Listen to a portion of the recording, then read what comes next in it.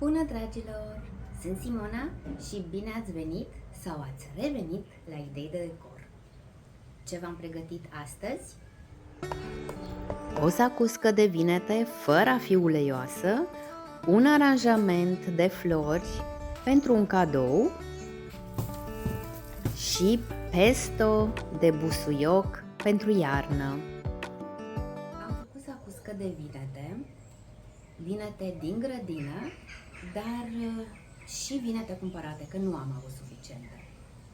La fel am cumpărat și ardei, ceapa am avut-o din grădină, iar restul normal cumpărat. Am ales o rețetă cu mai puțin ulei decât am văzut eu pe rețetele din internet și poate încercați și voi. Am început cu coacerea ardeilor și vinetelor pe grătar. Folosesc cărbuni pentru grătar și aceste cilindre în care pun cărbunii și accelerez foarte mult aprinderea lor. Și după aia îi folosesc normal la grătar. Acestea sunt ultimele vinete.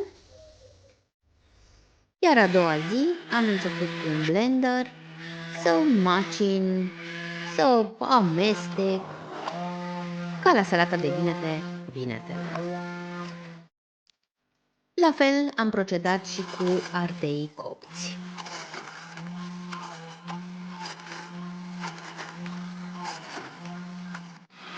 Ceapa am tăiat-o într-un tocător electric.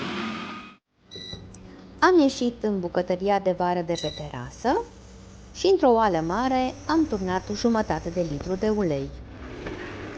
Am călit ceapa, am adăugat ardei copți,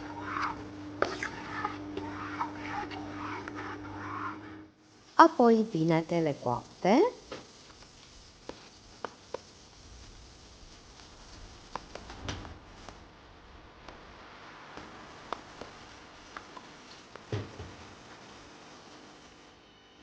iar la final am adăugat bulionul, câteva frunze de dafin, sare și piper. Am amestecat-o cam o oră, așa a ieșit la final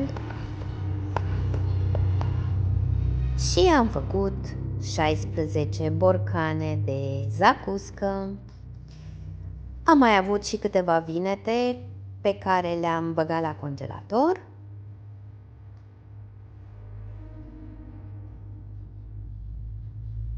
Și asta am realizat eu pe ziua de astăzi.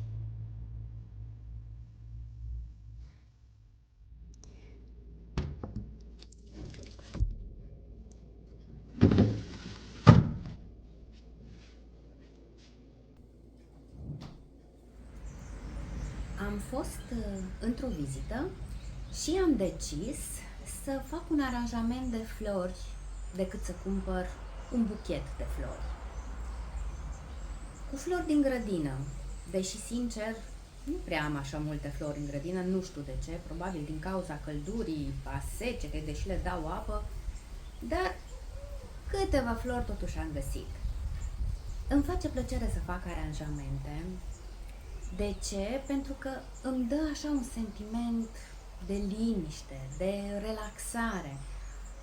Îmi focusează gândurile pe creație și îmi dă un sentiment de bine.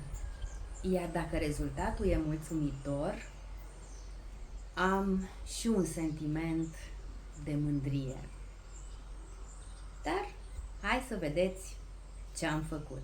Că oricum, dacă nu iese bine, am planul B în care pot oricând să cumpăr un buchet de flori.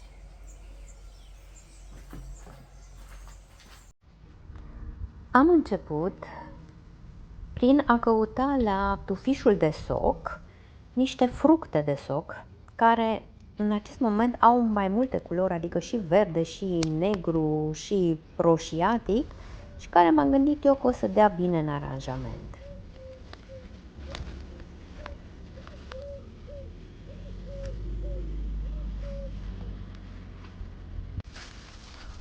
Am trecut la zona de verdețuri, unde m-am dus la tufișul de rozmarin, care e crescut foarte, foarte bine.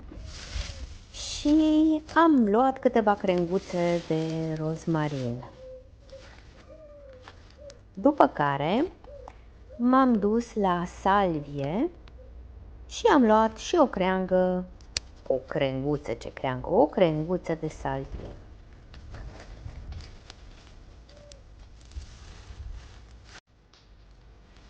Și nu poate lipsi un pic de bambus. Bambusul s-a dezvoltat atât de tare încât mă bucur de fiecare dată când am ocazia să mai tai un pic din el. Am avut în casă un vas albastru închis spre violet, care m-am gândit că va fi bun pentru un aranjament de flori. Acest bureț special pentru aranjamente de flori le-am ținut vreo jumătate de oră în apă. Am aruncat apa și am pus bureții, am căutat o poziție în care să-i pun, pentru că în acești bureți voi pune florile pe care le-am adunat din grădină. Și acum pe repede înainte, ca să nu se vadă bureții și să-i stabilizez, am adăugat nisip. Cât nisip, cât să-i acopere, să nu se vadă. Apoi am mers pe masa de subdut. Am împrăștiat un pic nisipul ca să găsesc unde sunt bureții. Și am început să fac aranjamentul. Am luat rozmarinul și am îndepărtat frunzele din capăt, tai codița un pic oblic ca să poată intra mai bine în burete.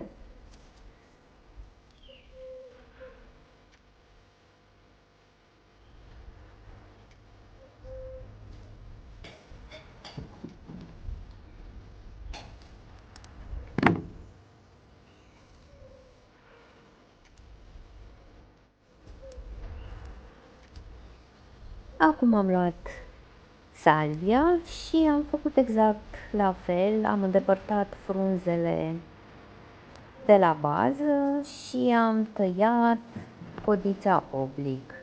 Îmi place foarte mult partea asta de creație, pentru că mă concentrez pe ea, mă inspiră, miroase frumos. Ce superbe sunt fructele astea de soc. Le tai la fel ca și celelalte plante și le introduc în burete, iar astea îmi plac că un pic atârn în afara vasului. Culorile sunt superbe. Codițele au culorile astea roșii, iar bobițele sunt negre și verzi. O să arate foarte bine în aranjament.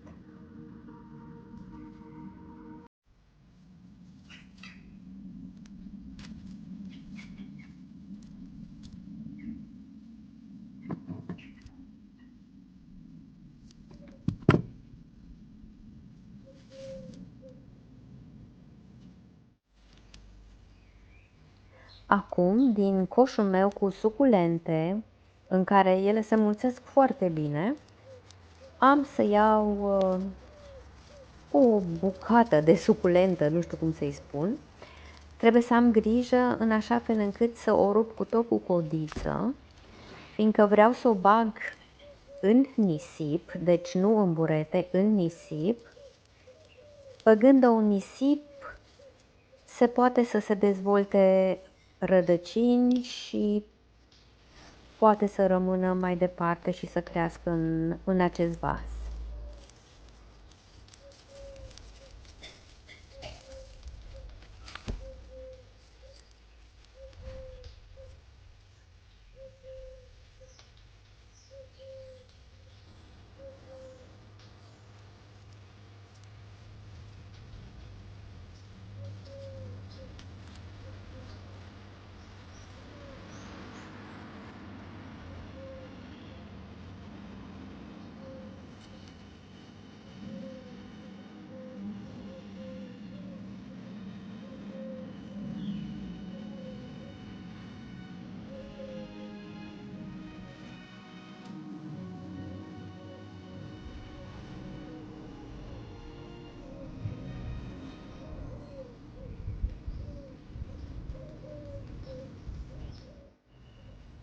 Deja îmi place cum arată, dar se mai vede nisipul, așa că să mai pun ceva în aranjament.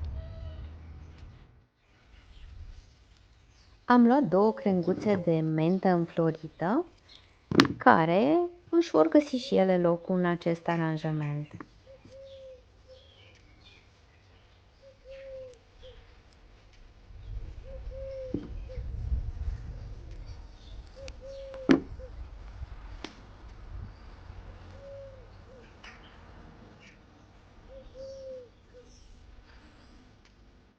Iar acum vin cu culoare. Sunt superbe florile astea, care înfloresc în august-septembrie. Le am deja de 1 an de zile, iar în toamnă adun semințe, iar primăvara fac răsaduri și le pun în diferite oale prin grădină. N-am încercat niciodată să le pun direct în pământ, dar la anul aș vrea să încerc, poate cresc mai mari și poate se auto-însămânțează. Nici nu știu cum se numesc. Poate știe cineva, poate îmi spune cum se numesc și poate are cineva mai multă experiență ca și mine cu aceste flori și îmi spune cum le înmulțește sau dacă se pot auto-însămânța dacă le pun direct în pământ.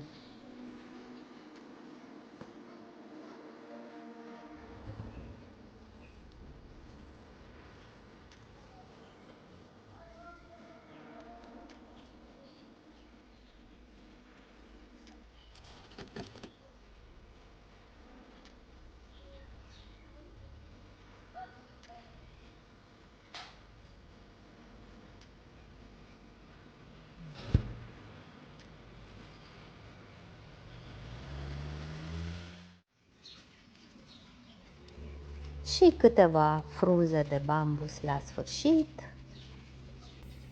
Și cu asta e gata aranjamentul meu.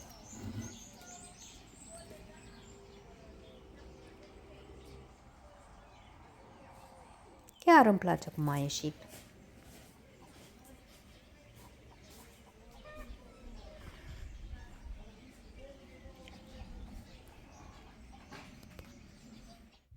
Și acum, ca să-l vedeți mai bine, l-am luat în mână. Nu știu de ce l-am luat, că datorită nisipului e foarte greu. Dar a ieșit bine. Iar doamna căreia i-am făcut aranjamentul i-a plăcut foarte mult. Iar acum pesto. Iubesc pesto. Îl fac în fiecare an și îl congelez și am toată iarna pesto proaspăt. La ce îl folosesc? La o grămadă de lucruri.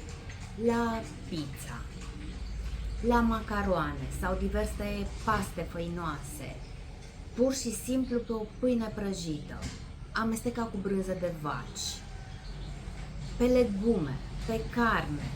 Deci, practic, e nelipsit din bucătăria mea. Cum îl fac și rețeta mea de ani de zile, o vedeți acum. Am luat unul dintre coșuri și am plecat să culeg busuioc.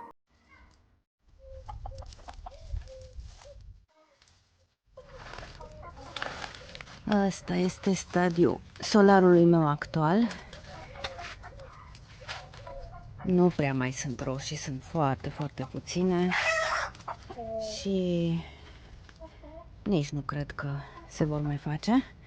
Așa că mă gândesc să le smulg pe toate, dar înainte de asta vreau acest busuioc să-l culeg de peste tot.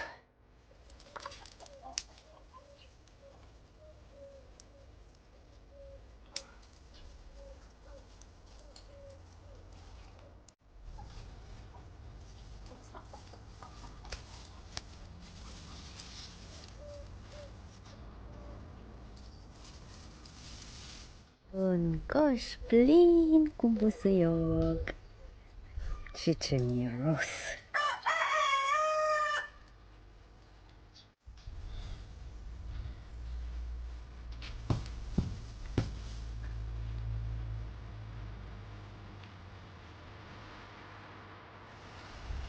Am spălat frunzele de busuioc.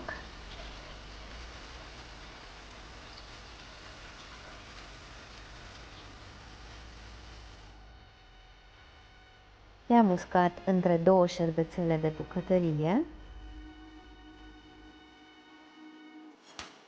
Apoi am prăjit migdale, că astea am avut în casă. Bineînțeles că se pot folosi semințe de pin sau nuci, depinde ce aveți în casă.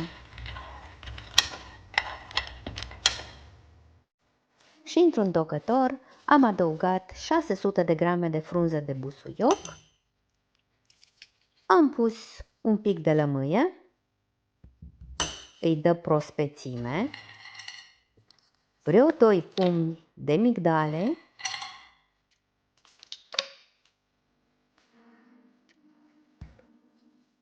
trei căței de usturoi,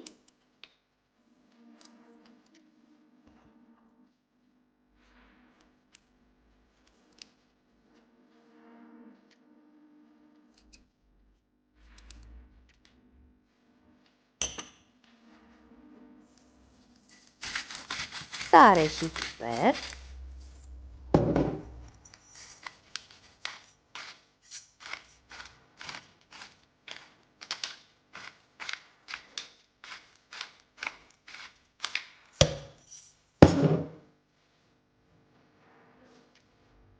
ulei de măsline amestecat cu ulei de rapiță, cam 100 de ml, și un pic de bulion. Îi dă finețe.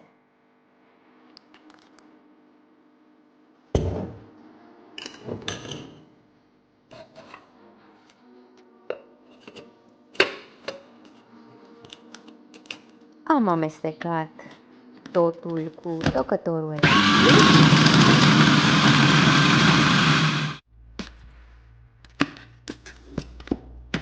Iar la final a arătat așa. L-am gustat, nu am mai avut nevoie de absolut nimic. Foarte bun.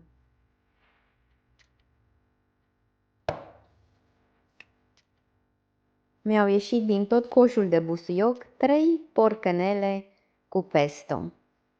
Nu am pus niciun ulei deasupra, pur și simplu le-am umplut și după aia direct la congelator.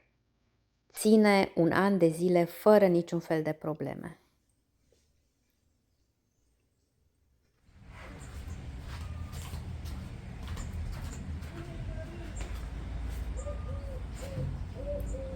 Asta a fost, dragilor. Vă mulțumesc că m-ați urmărit. Vă doresc tot binele din lume. Pe data viitoare!